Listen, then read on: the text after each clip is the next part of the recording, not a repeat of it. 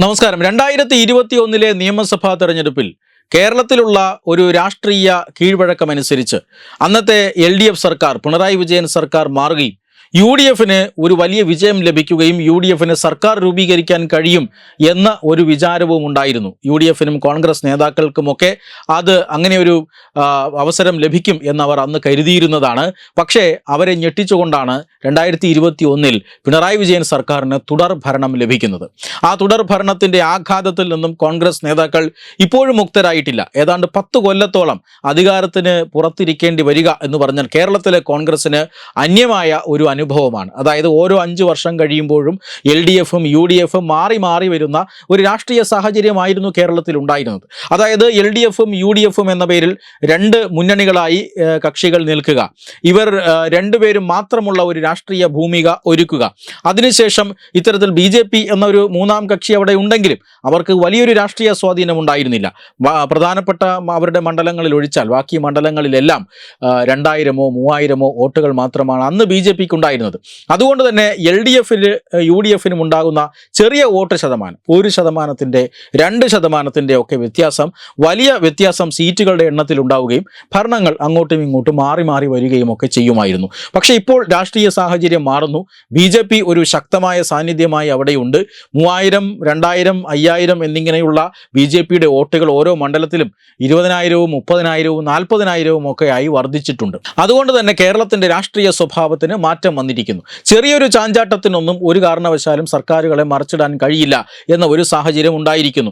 ഒരു സർക്കാരിനെ വലിച്ചു താഴെയിട്ട് അധികാരത്തിൽ വരണമെങ്കിൽ കഠിനമായ പ്രവർത്തനം തന്നെ നടത്തണം എന്ന് UDFനെ കഴിഞ്ഞ നിയമസഭാ തെരഞ്ഞെടുപ്പ് പഠിപ്പിക്കുകയും ചെയ്തിരിക്കുന്നു. ഇപ്പോൾ ഈ തദ്ദേശ തെരഞ്ഞെടുപ്പിൽ LDFനേക്കാൾ വലിയ മുൻതൂക്കം UDFന് ലഭിച്ചിട്ടുണ്ട്.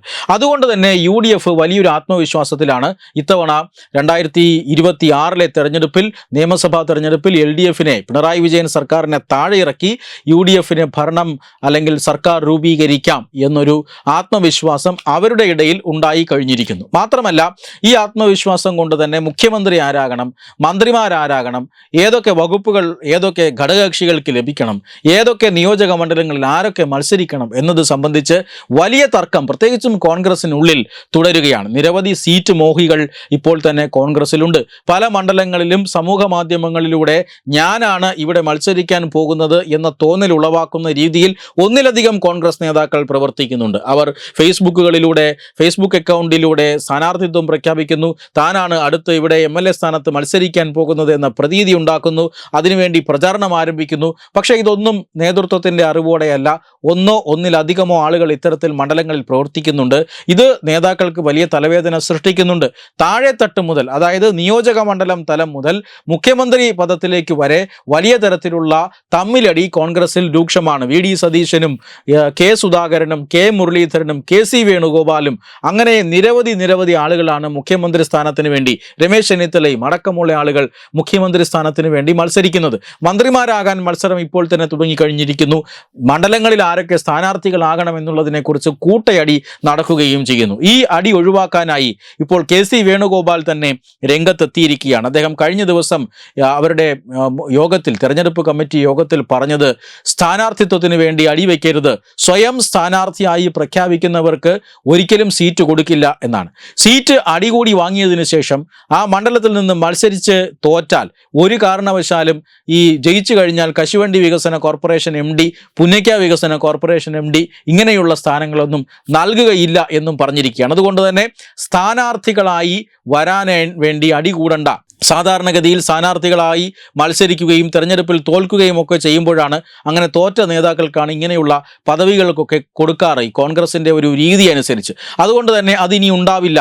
ഒരു കാരണവശാലും മത്സരിച്ച് തോൽക്കാൻ നിൽക്കരുത് മത്സരിച്ച് തോറ്റു കഴിഞ്ഞാൽ അത് തീർച്ചയായും അത് നിങ്ങളുടെ ഉത്തരവാദിത്വമാണ്, നിങ്ങളുടെ രാഷ്ട്രീയ ഭാവി അത് ബാധിക്കും എന്ന് കൃത്യമായ സന്ദേശം KC വേണുഗോപാൽ താഴെത്തട്ടിലേക്ക് നൽകുകയാണ്.